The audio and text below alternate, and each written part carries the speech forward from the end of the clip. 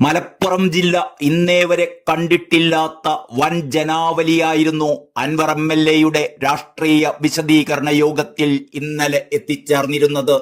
50 പേർ പോലും എത്തില്ലെന്ന് CPM പരിഹസിച്ചിടത്ത് വിവിധ രാഷ്ട്രീയ പാർട്ടികളിൽ നിന്നായി അൻവറിനെ കേൾക്കാനും അൻവറിനെ പിന്തുണയ്ക്കാനുമായി വൻ ജനാവലിയായിരുന്നു നിലമ്പൂരിലെ ചന്തക്കുന്നിലെത്തിയത്. CPM പ്രവർത്തകരും ലീഗ് പ്രവർത്തകരും കോൺഗ്രസ് പ്രവർത്തകരും സമ്മേളനത്തിലെത്തിയവരിലുണ്ട്. അൻവർ പറയുന്നത് കേൾക്കാനാണ് എത്തിയത് എന്ന് പറയുന്നവരും അൻവറിന്റെ ശരിയായ നിലപാടുകൾക്കൊപ്പം അണിചേരാനാണ് എത്തിയത് എന്ന് പറയുന്നവരും ഈ ജനക്കൂട്ടത്തിലുണ്ടായിരുന്നു. ചന്തക്കുന്നിൽ നിന്നും വൻ ജനാവലിക്കൊപ്പം പ്രകടനമായിട്ടായിരുന്നു അൻവർ യോഗസ്ഥലത്തേക്കെത്തിയത്. വഴിക്കടവ് മുൻ പഞ്ചായത്ത് പ്രസിഡന്റും CPMന്റെ മരുത മുൻ ലോക്കൽ കമ്മിറ്റി സെക്രട്ടറിയുമായ EA സുഗുവാണ് രാഷ്ട്രീയ വിശദീകരണ യോഗത്തിൽ സ്വാഗത പ്രസംഗം നടത്തിയത്. നിലമ്പൂരിൽ അൻവർ നടത്തിയ വികസന പ്രവർത്തനങ്ങൾ ഒന്നൊന്നായി എണ്ണിപ്പറഞ്ഞ സുഗു നിലമ്പൂരിലെ തദ്ദേശ ഭരണ സ്ഥാപനങ്ങളിൽ CPM ഭരണം നേടിയതിൽ അൻവറിന് നിർണായക പങ്കുണ്ടെന്ന് കൂടി കൂട്ടിച്ചേർത്തു. ഒന്നാം പിണറായി സർക്കാരിനെ കുറിച്ച് പാർട്ടിക്കാർക്ക് പരാതികളൊന്നുമില്ലായിരുന്നു. എന്നാൽ ഇപ്പോൾ കാൽക്കീഴിലെ മണ്ണ് ഒലിച്ചു പോവുകയാണെന്നും സുഗു ആമുഖമായി പറഞ്ഞു. മുഖ്യമന്ത്രി പിണറായി വിജയനെതിരെ വിശദീകരണ യോഗത്തിൽ വൻ വിമർശനമാണ് PV അൻവർ നടത്തിയത്. മുഖ്യമന്ത്രി തന്നെ കള്ളനാക്കിയെന്ന് അൻവർ പറഞ്ഞു. അതേസമയം പാർട്ടിയെയോ പാർട്ടി പ്രവർത്തകരെയോ താൻ തള്ളിപ്പറയുന്നില്ല എന്നുകൂടി അൻവർ വിശദമാക്കി. പാർട്ടി സാധാരണ സഖാക്കളുടേതാണ് എന്നും അദ്ദേഹം പറഞ്ഞു.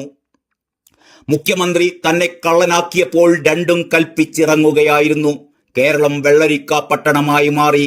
സഖാക്കൾ മനസ്സിലാക്കണം, പാർട്ടിക്ക് സമയം നൽകിയില്ല എന്നാണ് ഇപ്പോൾ പറയുന്നത്.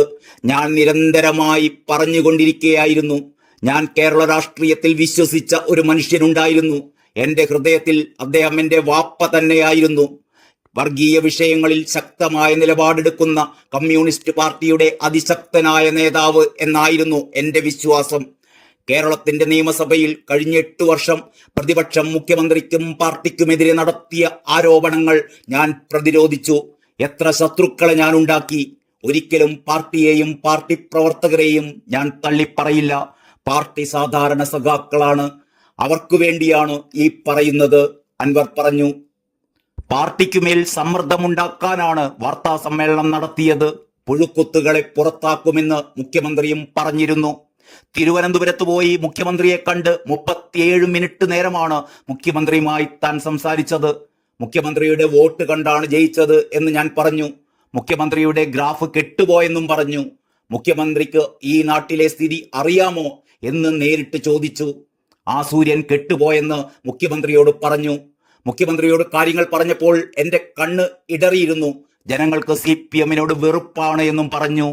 കേരളത്തിലെ പോലീസിലെ 25% പൂർണ്ണമായി ക്രിമിനൽ വൽക്കരിക്കപ്പെട്ടു എന്നും പലരും അനുഭവസ്ഥരാണെന്നും അൻവർ പറഞ്ഞു. വിമാനത്താവളത്തിൽ നിന്ന് വന്ന പിടിച്ചെടുത്ത് സർക്കാരിൽ സമർപ്പിക്കേണ്ട നാടിന്റെ സ്വത്തായി മാറേണ്ട സ്വർണം വലിയൊരു ശതമാനവും അടിച്ചു മാറ്റുകയാണ്. അതുമായി ബന്ധപ്പെട്ട് നാട്ടിൽ കൊലകൾ നടക്കുന്നു. കഴിഞ്ഞ 3 വർഷം കോഴിക്കോട് വിമാനത്താവളം വഴി ഈ വലിയ തട്ടിപ്പ് നടക്കുന്നതായും അൻവർ വ്യക്തമാക്കി.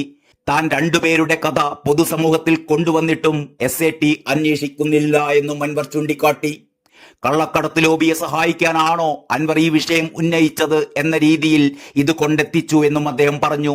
സ്വർണം പോലീസല്ല, ആര് പിടിച്ചാലും കസ്റ്റംസിൽ കൊടുക്കണമെന്നും അതാണ് നിയമമെന്നും മുഖ്യമന്ത്രി പറഞ്ഞതല്ല നിയമമെന്നും അൻവർ പറയുന്നു.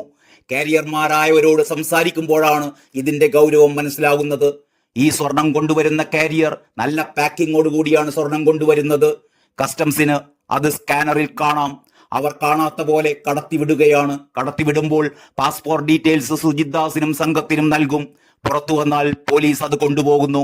2 കിലോ സ്വർണം കിട്ടിയാൽ എത്ര ഹാജരാക്കണമെന്ന് അവർ തീരുമാനിക്കും, അൻവർ പറഞ്ഞു.